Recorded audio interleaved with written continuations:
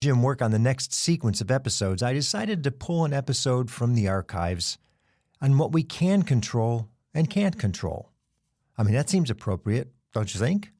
You'll also hear a little story about the Vanderbilts and the Rothschilds. For some of you, you'll recognize the episode, but for many of you as our new listeners, it's likely you haven't heard this. I think you'll enjoy it, and the guys will be back with the next episode. On Amazon with immediate, oh my God, I've got to have that cooler. I've got to have that whatever it is. Some gizmoch, cool trinket, whatever. It's like whoosh. I used to spend just to make myself feel better. I'm sorry. Can you repeat that, please? When it comes to shopping, it makes it like candy for me. Sure, it's right? easy. Because now it's fun and it's easy. What got me in trouble was the impulsive spending. 10-10-10 really is all about just pausing for 10 minutes. I thought I had to hold my breath. No, you don't have to hold your breath for 10 minutes. You just have to pause. Okay. Because if you held your breath for 10 minutes, I'd be scared. I'd be blue. Yes.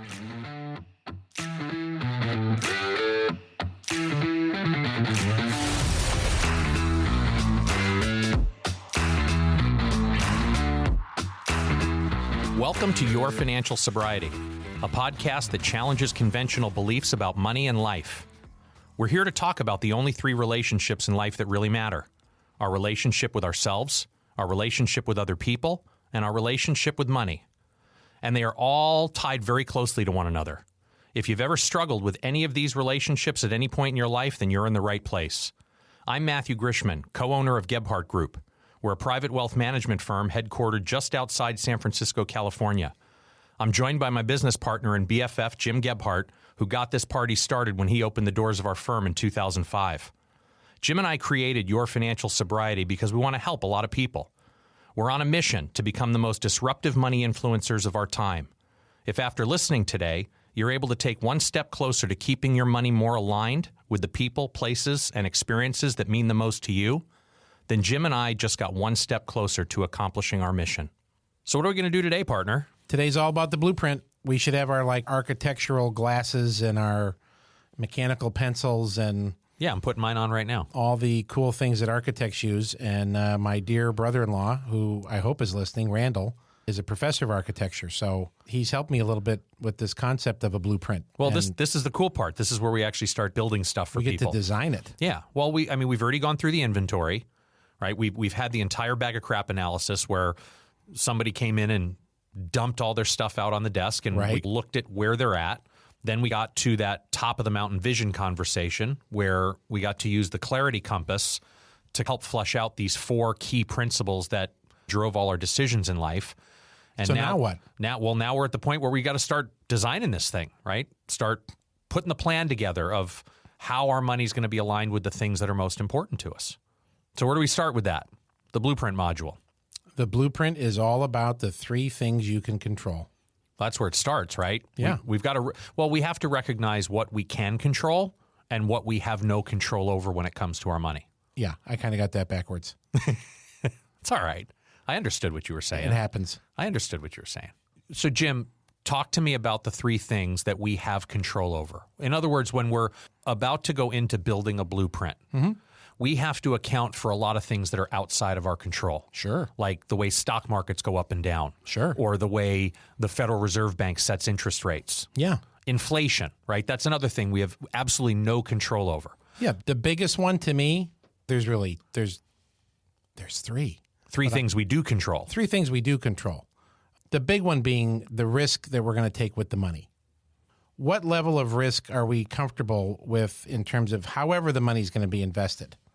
Whether it's a stock market, whether it's real estate, whether it's coins and pork bellies, it doesn't matter to us, but it definitely matters to the client in terms of the risk that they're comfortable with in terms of the volatility and the ups and the downs. Yeah, I mean, that is something we have control over, is how much risk we take with our money. We don't necessarily have any control over what kind of returns we might get from the risk Year that in we and take. year out, absolutely. Right, but we do have some control over the risk. What else do we have control over? Taxes. Tell me more about that. Well, what tax bracket are we in today? What tax bracket do we think we'll be in next year? When we sell an investment, we have control over the timing of that, hopefully, relative to capital gains taxes. Granted, the landscape of taxes changes, it feels like every year. And I mean, they just slipped in one at the end of last year called the Secure Act. That has some impact on taxes if you have IRAs and you're approaching 70. That's now all been changed. We'll save that for a little bit later.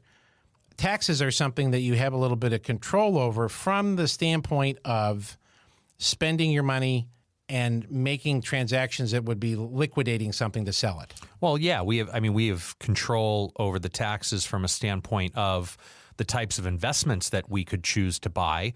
Certain types of investments pay dividends. Those dividends create taxable events. Sure. So we would have some control over whether or not we bought something like, for example, a dividend-paying stock. Sure. We also have control over the frequency with which we're buying and selling different types of investments. Because if we buy an investment today and it's worth more money when we sell it one day, we're going to have some tax liability for that growth. Capital gains, right? folks. Yeah, Capital gains tax. So there's taxes associated with when we buy and sell different types of investments, and there's also taxes associated with the types of investments we own when it relates to things like dividend payments and things Sure. like that. So the third one is one of my favorites that you love talking about on the spending side. And let's face it, you're the king of the spending in days of yore. Absolutely. I think somebody told me I invented the concept of spending. Oh, way to go, Mr. Jones. I mean, that is the third thing that we control, we said this a couple episodes ago, right? The goes ins and goes outs. We have absolute control over the goes outs, how much we spend. Almost exclusive control. Saturday, I was thinking of you. My wife texted me. I was with the boys running errands. Hey, guess what? Dryer died. Oh, no. Dryer died. Seriously? We just had the conversation on Friday about all the appliances in your house. Right, and you're that telling me started this to on our go. podcast episode. Well, I like to save a little something for the fun. And sure enough, I come home and the repair guy's there, and he's got completely dissected the dryer. And Beth's already online looking at the Sears outlet and whatever else she can find online that might be a replacement to what we have. I said, just hang on. We might be able to actually come out okay with a repair here. And for $328, we're pretty much going to have a new dryer on Tuesday. Oh, wow. So meaning the your spending dryer's side, meaning your dryer's getting fixed, or you're getting a new dryer? our dryer is getting fixed. Beth went up to the commercial laundromat up the hill from us and did about 10 loads. So we got her done. I've got all clean clothes on today. So that's a spend that we didn't really have any control over, right? We had to go fix the dryer.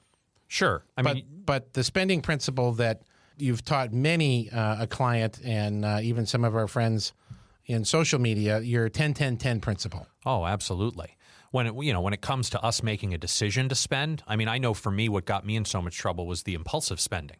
I used to spend just to make myself feel better. I'm sorry. Can you repeat that, please? What got me in trouble was the impulsive spending. Mm-hmm.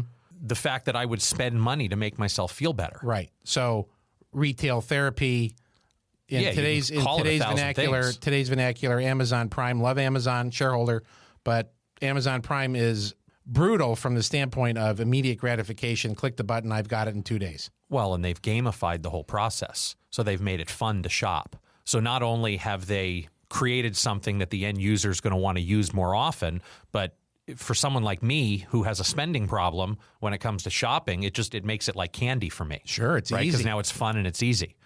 So I had to build a discipline muscle around the spending part, right? If there are only 3 things about building this blueprint that I have any control over, and one of them is my spending, or at least I have control over the majority of my spending when it comes to especially the impulse purchases, I've started to apply something called the 10-10-10 principle.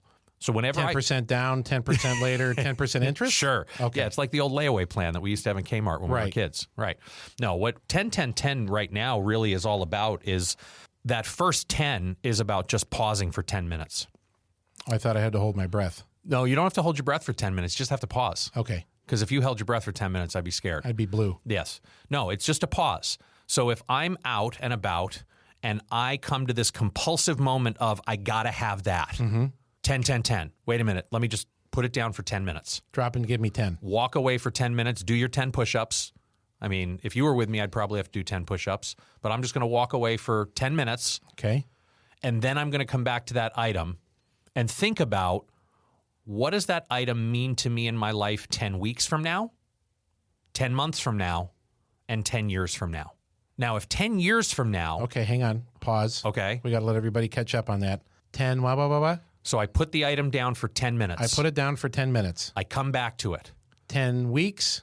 How do I feel about this purchase Yeah. in 10 weeks, Yeah. in 10 months, and in 10 years? Wow.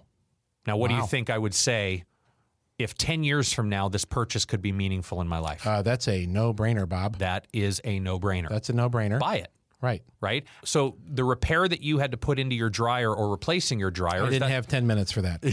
you didn't have 10 minutes to make. Well, if you didn't have 10 minutes to make the decision, could you at least apply the 10 weeks, 10 months, 10-year principle to it?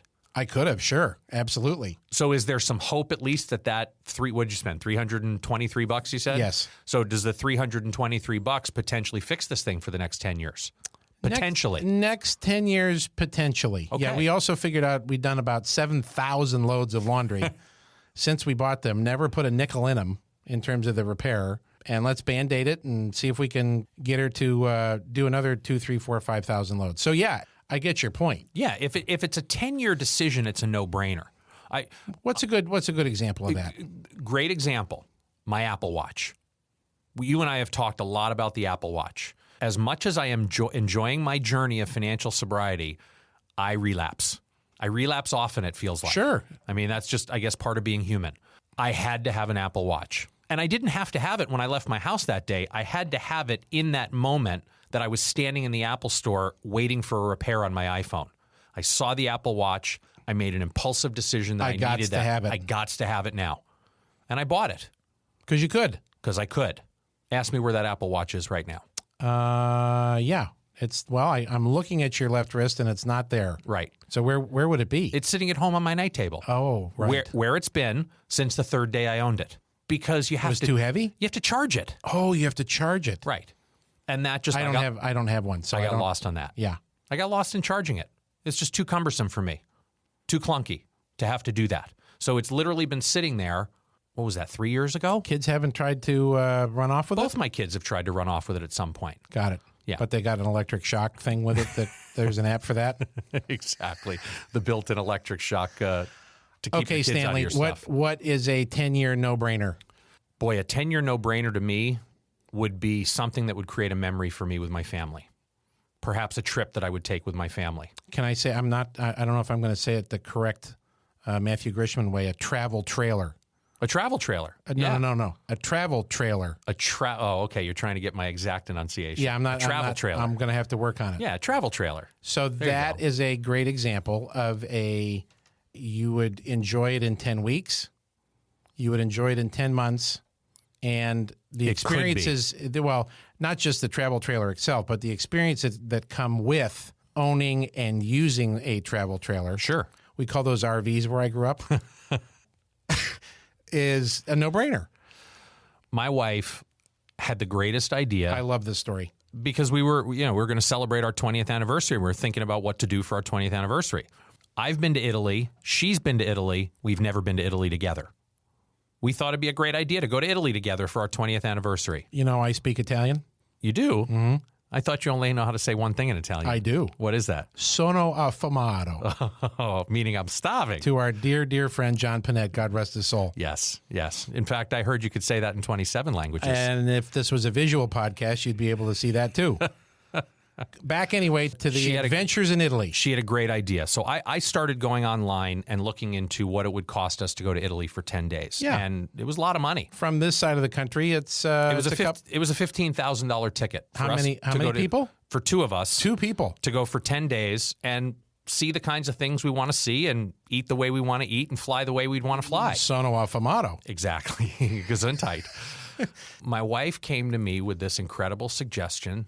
She said, I've got a better idea. What's that, honey? We've always talked about buying a travel trailer. You said it right that time. I did? Okay. She'd be proud. So for $8,000, we bought a travel trailer. Did you buy 2 of them? Because the trip to Hawaii was $15,000. For half the price of what we would have spent going to Italy, because when we really thought about our core principles, right, we go. went back to our clarity compass. Here we go. And we thought about what are the things that we really want to get out of this trip together. And it was about time together, quality time together without distraction. Well, I can't think of a more distracting experience than going sightseeing in Italy with my wife. Yes, sure, I'm sure there'd be lots of romantic stuff and time that we would have together. At churches and museums? Exactly. But let me tell you, this was fantastic. We took a trailer, we towed it to the coast. We found a campground on the beach for $54 a day in a little town called Westport, California. And you literally walk out your trailer, your feet are in the sand, and the waves are breaking less than 50 yards from the front door of my trailer. I think you should post some of those pictures on our Facebook page. Maybe I will. Because they are just sensational. You would have no clue. Now, let's close the loop here. You did take the photos on an iPhone. I did. So imagine the pictures you could have taken from your iWatch. Exactly. It just... So that was is meaningful. It's totally meaningful. It was very And you guys have meaningful. had a number of incredible adventures. You've told me so many amazing tales of places that you've been, people you've met. I've seen most of the photographs. You've actually taken some, put them on canvas, spread them around the office. They're sensational. There's a lot of value to this exercise of 10-10-10. Yes. That's a great 10-year example. Yes. Let's back it up into like 10 months, and so that people can understand how do I, where do I grade this thing? Well, where to me it's become a black and white decision, where it's either a yes or a no, is on the ends of it, right? The 10 weeks or the 10 years. So if I'm looking at a purchase, let's say it's the travel trailer, or it's the Apple Watch, or my newfound fascination with these shoes called Allbirds, right? I love my Allbirds. All right, I'm going to interrupt you for a second. Sorry. Okay. So I want a new set of golf clubs, Okay. and the golf clubs I want are a lot. They're like $2,500. I have no business spending $2,500 on a set of golf clubs. And I can give you all the reasons. I just turned 50. Sure, that's a good reason. 10 years from now, I'd be enjoying them. 10 months from now, I'd be enjoying them. 10 weeks from now, I'd be enjoying them. But if I can't afford it, that's where I think a lot of people can get the 10-10-10. Where I want to pick this apart a little bit is I can't afford, I can, but it's not an appropriate use of my money right now for $2,500 for a set of golf clubs Yeah, when I have two perfectly good sets in my garage. Yeah. Then I would say then that's an overriding kill the conversation, right? If it's not a good purchase, what I use the 10-10-10 for is when this is a purchase that I could make no problem. Okay, so you can afford the transaction. Yeah, I can afford this transaction. What I'm trying to do is change my behavior and have healthier behavior when it comes to impulsive purchases. Right, because impulsive purchases kill you in quantity, not quality. The number one thing that will ruin my blueprint, right? If this is all about looking at the three things that I have control over, and one of those things that I have control over is the way I spend my money. The goes outs. Then the number one thing that's going to hurt that or put that in jeopardy is this idea of impulsive spending. Buying something just for the sake of buying something, either because I'm bored, because I'm angry, because I'm sad, because I have some kind of emotional thing going on that I'm going to feel better about myself after I make this purchase. You just said the E word, emotion. Uh-oh. I just opened the door up to something, I guess. We need like a team of therapists in here now. Well, down the road, I sense a couple of podcast episodes dealing with that. You mean to tell me that people spend money emotionally? Yes, I know I do.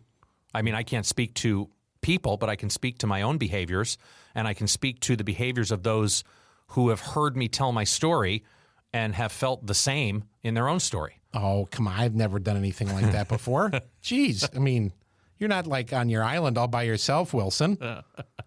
This concept of, I mean, the 10-10-10 is all about putting some kind of brake mechanism Yes. in the emotional transaction, whether it's recognizable or unrecognizable, right? People do it unconsciously all the time. I know I've spent a couple of bucks on Amazon with immediate, oh my God, I've got to have that cooler. I've got to have that, whatever it is. Some gizmoch, cool trinket, whatever. It's like whoosh, and I can have it in less than 48 hours. Right. This is a wonderful It's a tool. pause. Yeah, it's a tool to help people pause. Tool in the tool bag. Yeah, absolutely. Because that first 10 minutes, right? If I can program myself to remember the number 10 when I'm in the process of an impulsive purchase, then I can at least create the space to pause. And psychologically, what that does for me is when I put that thing down and I walk away from it, that pause gives my emotions time to leave, right? Emotions are temporary. They come and they go. They never stay forever. whether you're sad, whether you're angry, whether you're happy, completely joyful. These are all emotions that are very temporary in nature. So by having a 10-10-10 principle, which first teaches me to pause for 10 minutes, that gives me, my experience has been ample time to flush out any emotional baggage that might be around that purchase. Yeah, because they have another 2, 8, 10, 12 emotions in the next 10 minutes anyway. Right. But at least now I can look at it with more of that 10-10-10 filter of how would I actually feel about this 10 weeks from now, 10 months from now, 10 years from now. And if 10 years from now this purchase would bring great value or joy into my life, then I think it's a no-brainer. If it won't survive 10 weeks, put it back. You don't need it. Where it gets a little gray is the 10 months, right? Because we could very easily justify purchases that are still meaningful to us 10 months from now. But at least that 10-minute pause allows the emotion from the purchase to flush out. That's the number one killer of the blueprint, right? When clients come in and see us, when we work with somebody on their wealth formation experience, we require that they come see us at least once a year so we can kind of have a little checkup on the plan. How'd we do, right? When we look at the three things we have control over, the amount of risk we take, the amount of tax we pay, and the amount of goes out's money, right? The amount we spend. We want to be able to look at the plan. Are we still heading in the right direction based on these three controllables? And course correct. And course correct if necessary. Absolutely. But time and time again, you and I have both had the experience in the trenches to know that the number one thing of those three controllables that can throw a plan off is the impulsive spending. Sure. I mean, Absolutely. that's a decision from a 10-10-10 perspective. What is it that we're truly trying to get from that experience? Right. All right. So the blueprint conversation is as much about looking at the things that we can control Yes. as it is getting some yes answers. What do you mean by that? Well, our very favorite question to ask or to have clients be able to answer Oh, now I know where you're going with this. is what? Can I fill in the blank? Fill in the blank. Right. Can I retire at a certain age with a certain amount of income coming to me for the rest of my life, being able to do, see, and explore these places with Educate these people. Right. Right. Can I? Trip with these people, all that good stuff. Right. And the beginning of the blueprint process is about answering that question, can I fill in the blank? And we don't leave the blueprint module until the answer is yes. And as we've always said with financial planning, it's a series of pulleys and levers. Right. Right. So you're backstage at a conference and you're looking at how they're moving the sets or whatever the theatrical performance is, and it's all pulleys and levers that make adjustments to what you're seeing. That's financial planning. Not really much more complicated than that. Is you have to make certain adjustments, or in our pilot analogy with course correcting, right, is you got to take the bird off of autopilot and you got to hand fly it. And the way you hand fly it is you have to make certain adjustments. So if we look at an annual review with a client and they've had too many goes outs, they've had too many, whether they be impulse purchases or just unplanned big tickets, we got to course correct, see where they're at, and be able to answer that question. Yes, you can fill in the blank. Right. But we have to go back to those three things that we have control No over doubt. and see where we need to adjust those pulleys and levers and make some changes. So once we get that foundation in place and we've built a plan that has lots of buffers, or what do you describe this well? Well, Uncle Warren, right? I mean, Uncle Warren Buffett has a phrase that I've borrowed called margins of safety. That's it. That's what I was looking for. Margins When of he safety. does a deal, when he looks at buying a business, he does his calculations, his people do the calculations, and they look for a margin of safety. They look for a margin of safety in the transaction, and it's my understanding they also look for a little bit of margin of safety in the underlying business. So put that in terms of a financial planning experience. What do you mean by margin of safety? Sure. When we're building a financial plan? One of the big ones with most clients is their home. We like to say they live in the home, not on the home. Right. What do you mean by that? In Northern California, houses, they go for a lot. Money. It's just crazy how much houses go for here. If the homeowner has had the house a long time, there's a tremendous amount of equity that's built up in the property that we see as a margin of safety. So in our analysis, in our calculations, in our math, if we take out the house, if we say From like a net worth statement. from a net worth statement and from a retirement cash flow and trying to answer that question, yes, I can, we don't include the house. Take the financial value of the house out of the equation. Because it we goes. live in it, we don't live on it. Out it goes. Okay? If, in fact, it's worth a lot, we might include a little bit of it. Give me another example. Another example is how we manage the money and being a little bit more conservative with the calculations and the analysis to be able to say, if we don't, we use random returns, first of all. And what does that mean? I was, again, classically trained at a big, large financial brokerage, Wall Street firm. When we did financial planning, it was linear. You got the same rate of return every year on your portfolio. Well, let's face it, folks, that doesn't happen. That's not how the world works.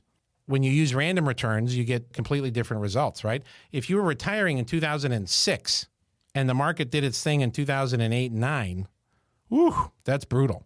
Versus if you retired 10 years later, that sequence of all those returns, those are things that we do with the financial planning software that we use to build in some margin of safety or a bit of a buffer. So what you're really saying there is since the return on our money, what we earn on our investments, is not something we control, we need to build a margin of safety around that by assuming very low rates of return on our money. Absolutely. So what are we talking about? 3%?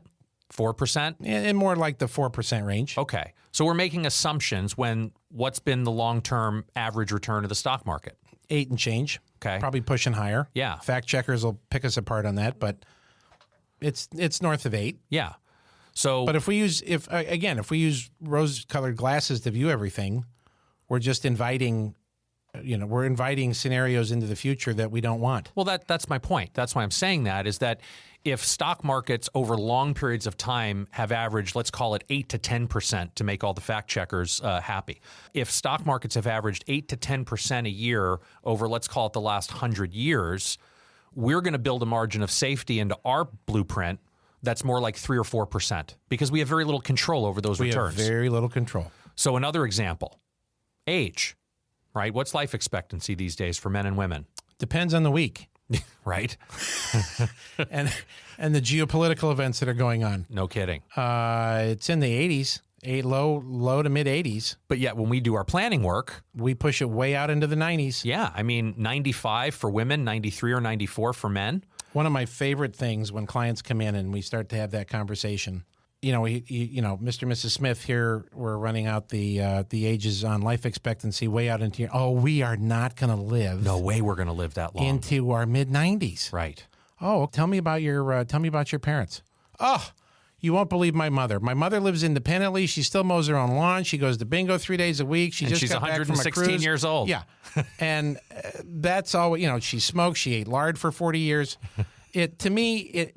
What is often forgotten is the advancements in science and technology. And the last thing that we want to see happen is we get out into our mid to late 90s and we're out of dough. Right. Right. I mean, that's a huge margin of safety, right? That's a huge margin of safety. I mean, if and we frankly, assume... we should just leave it at 100 years old and forget it. Absolutely. Because there's this term they use in our business called longevity risk. It's a fancy term. It's way too big. What was that? It's called longevity risk. You know what that basically means? Is that a ski resort? It is. Oh. Right up here in Tahoe, actually. What longevity risk means is that if we make an assumption that you're going to live to your life expectancy of 81 and you actually live to the age of 82. Ruh-roh. That's longevity risk. Ruh-roh, raggy. Right. On the other side of it is if we plan for your money to last to your age 95 and you live to 91, success. Right? We've got to make the money outlast the life. I have a number of clients that have come to me over the years, and I will put up that screen with life expectancy at 90 whatever, and perhaps they've had a very serious life-threatening illness.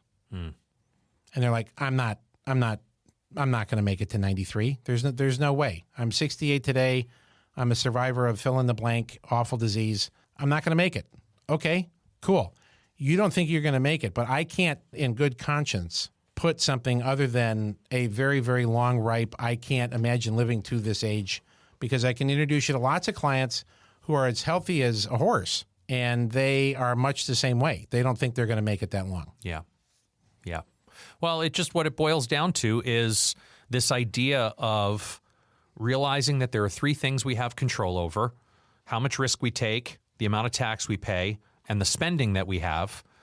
Then we have to build these margins of safety into the plan to account for all of the uncontrollable variables, like how much my money's going to grow each year, how much inflation's going to be out there, how long I'm going to live, right? And we build all these margins of safety into the blueprint. Right. And then that ultimately gets us to a point where we can model some different scenarios about what tomorrow might look like. But there's a key ingredient here that we'd be remiss if we don't go through a little bit, and it has to do with building some rules around how these dollars are going to be used going forward. And you know, you and I have spent a lot of our time, kind of studying how the wealthiest families that have ever lived have dealt with all of these different issues, especially when it comes to this blueprint module, right? How do we structure the family assets to support the things that are most meaningful to us? And one of the things that you and I have found is that there is a common theme amongst the wealthiest families that have ever lived on planet Earth as far as how they treat the money within their family. It's almost like they come up with rules. So the disclaimer here before we get started is this isn't for everybody. Right. These rules aren't for everybody. These concepts aren't for everybody. But we share because that's what we do. We like to learn stuff and then we like to share it. Let me add to the disclaimer, and I know why you're saying this isn't for everybody, because the family example we're about to use happens to be one of the wealthiest families that ever lived. What I would argue is that any family that is interested in creating a legacy that goes beyond them, I don't care if you leave 10 grand behind for your kids. I don't care how much you leave behind. If you are interested in building a legacy that lasts beyond you and your children's generation, and you can pass on with any amount of money a set of rules, a set of beliefs, a set of values that go with the money, then you have that ability to create the kind of legacy that some of the most successful families in history have created. Just to be a little bit more dramatic and play with this a little bit longer before we actually tell the story, what does traditional estate planning look like today? Lots of lawyers. So Beth and I go down in a tragic plane crash, and traditionally what happens to anybody's money? Well, a bunch of lawyers get away. together, and a big bag of money hits the middle of the table, and your 4 children each get their cut and scatter like cockroaches and go live their life. They would get 25% apiece in a very traditional setup, and the money goes to them directly. Right. And maybe we've got a couple rules around what ages they get it, if they're minors or young adults. Sure. But other than that, it just goes to them outright. Right. All right. So that's kind of the build up to our favorite story that my dear friend and one of my favorite coaches of all time, Lee Brower, shared with me a number of years ago. That's in his book, Quadrant Living, is Baron von Rothschild. And if you're not familiar with the Rothschilds, Baron von Rothschild back in the 1800s was one of the wealthiest men in the world. Well, and I love how he tells the story comparing the Rothschilds to the other wealthiest family in the United States. The Vanderbilts. Right, the Vanderbilts. Cornelius Vanderbilt being a railroad magnate and Rothschild being a banking and finance magnate back in the 1800s. Baron von Rothschild has 5 sons, and he says that you are to each go to a different capital in Europe. The way the money is going to come to you is under a set of 4 principles that he laid out, and then we kind of made up our 5th, right? We made up our own for number 5. Right. The first thing is that the money is going to stay in the family. The money is not going to go to the 5 sons individually. It's more of what we refer to as a family bank concept. So the money stays within the name of the family, not to any one individual. Not to any one individual. So that is principle number 1 or rule number 1. And you have to be in the family to be able to access the money. Bingo. Number 2 is that any money that you're going to take is going to be a loan. That loan is going to be repaid with interest. Let's say you wanted to start a business and you were in Venice and you wanted to start a floral shop in Venice. You can borrow money from the family bank, but that money has to be paid back with interest. Okay, that makes sense.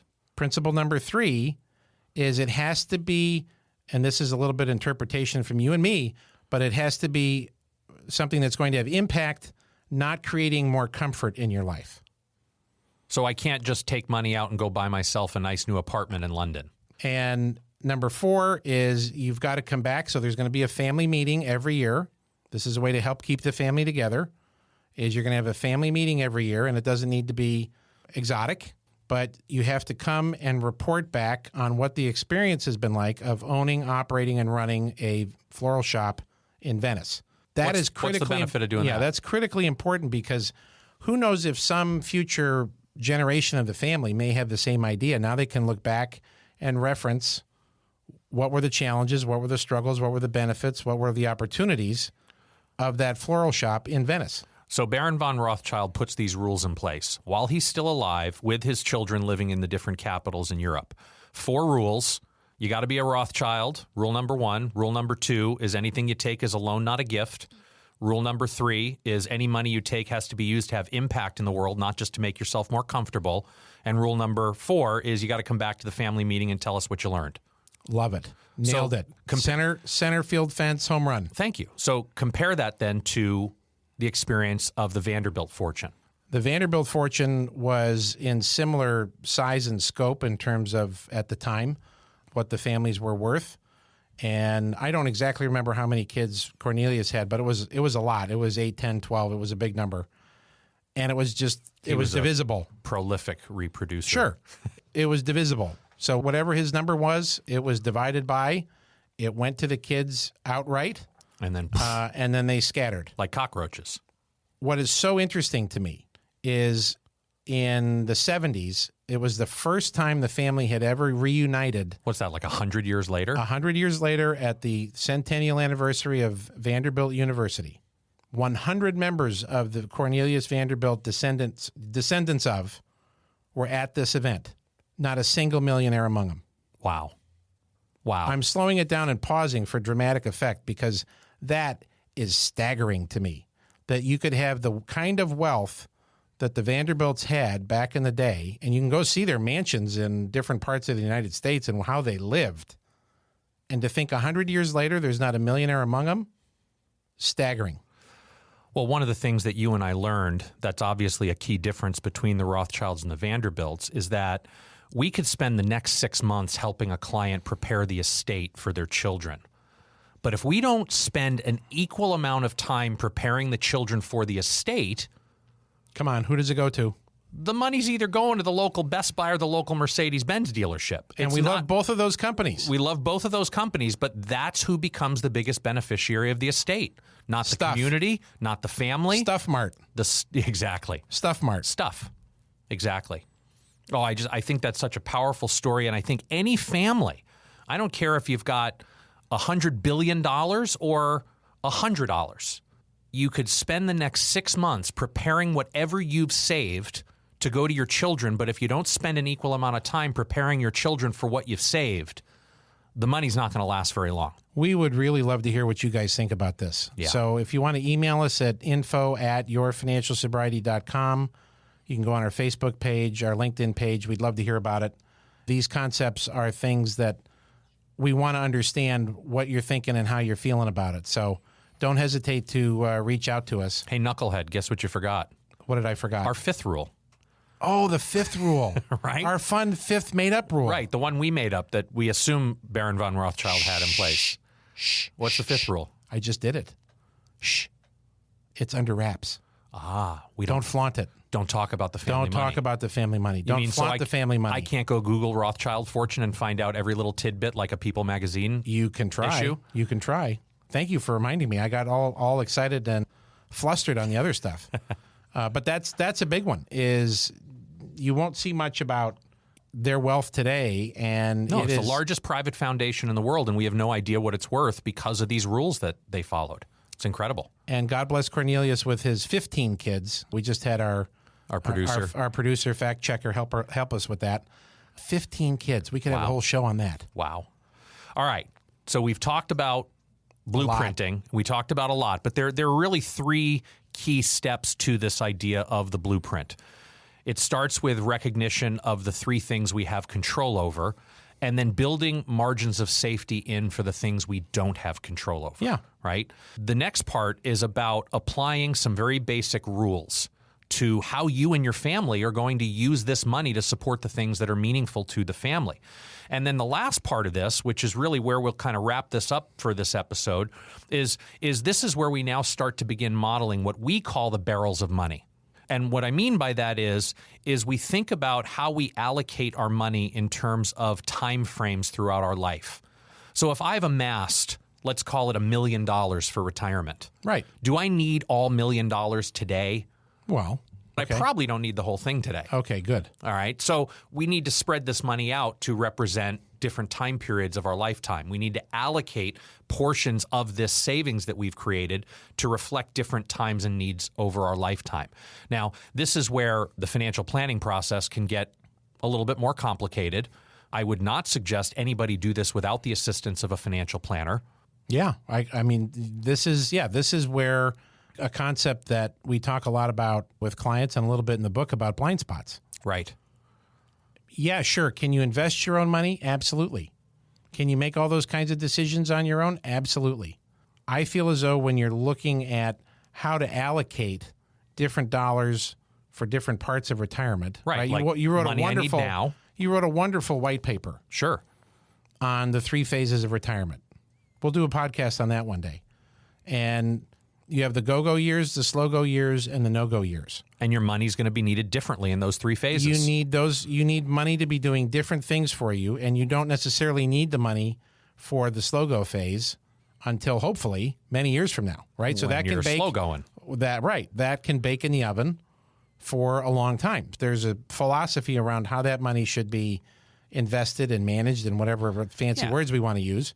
Yeah. Versus the money that you're going to need in the next 1 to 2 years. Yeah, I mean, the bottom line to this is the conversation we start to have about, well, how much money should I have in cash, right? How much money should I have safe sitting in cash? How much money should I put in stocks or in investments that get me stock-like returns like mutual funds or these things called ETFs? Should I use life insurance? Should I buy an annuity? What are rental properties? Right. Do I buy rental property? There are all these different types of things that I can stick my money in, all these different types of assets or different barrels, as we like to call it. And because there are so many blind spots and so many moving parts of these, this is where we suggest that you work with a pro. And those different barrels have different objectives and different timelines to go with it. Different amounts of risk. I would be much more comfortable taking some risk with money that I know is going to be hopefully not needed for 20 or 30 years than I am the money I need. I had a client the other day, had 30 grand in their money market account with us, and she needs it for her mom's care. Her mom is 97 years old. So did you buy her some Amazon stock with that? Exactly on margin. She asked me if we could do something better than the 1 point whatever it is money market that she's getting right now. And with all seriousness, she was looking for individual stock recommendations. Oh, boy. I said, no way, can do. It's not the money's job. No can do. It's not that money's job. Not exactly. There's a lot more we could go into on the barrels, but I think we've got a wrap for today, as you like to say. Yeah, absolutely. So the key takeaway, when you're sitting down thinking about how I'm going to build this blueprint, how I'm going to allocate my assets, the best way to do it is to get some advice on somebody who knows what they're doing. Go get some help. Where do they go to do that? That's a great question. So the CFP board, Certified Financial Planning Board, CFP.org. I knew you'd have an answer. I was just kind of testing you. You can actually go and plug in you can kind of do a find an advisor, and you want to go on their website and look at their experience and their history. And the longer you listen to our podcast, you'll get a sense that we don't take the usual approach, my grandfather's Oldsmobile approach to all this. And so start to kick it around and look at what different advisors in your community offer in the way of financial planning. And I'm also going to suggest this: pay for it. Pay for the financial planning, whether it be on an hourly basis, on a flat fee. You want a product, you want an experience that the advisor should be comfortable charging for because it's worth something. Well, nothing upsets me more and gets me hotter than the quid pro quo on we'll do financial planning for you, assuming you do the rest of the transactions, the rest of the commodities. I don't mean pork bellies. I mean, the other investments with that firm. That to me, run and go in the other direction. You want to pay for the financial planning. It should be an experience and a process that can stand on its own. Yes. And there I've well, like you've always said to me, if you think it's expensive to hire a pro, wait till you see how much it costs to work with an amateur. That's a wrap for this episode of Your Financial Sobriety. If you like what you heard, leave us a review and be sure to subscribe. And check out our website, yourfinancialsobriety.com. Thanks again for listening today. Here to help you find more clarity, confidence, and capability along your journey into financial sobriety, I'm Matthew Grishman. And I'm Jim Gebhardt. We'll be back in a couple of weeks, but until then, be intentional with your money. Jim Gebhardt is a registered representative of and securities offered through Brokers International Financial Services, LLC, member SIPC.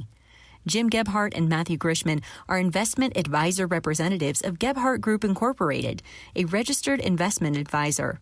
Brokers International Financial Services, LLC, and Gebhardt Group Incorporated are not affiliated. The opinions in this podcast are for informational purposes only and are not intended to provide specific advice or investment recommendations. To determine which investments or financial advice may be appropriate for you, consult a financial advisor prior to investing. Any reference to market performance is based on historical information, and there is no expressed or implied guarantee of future performance.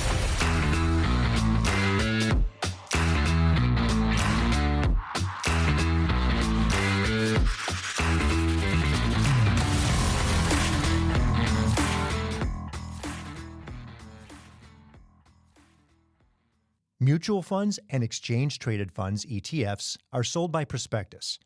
Please consider the investment objectives, risks, charges, and expenses carefully before investing.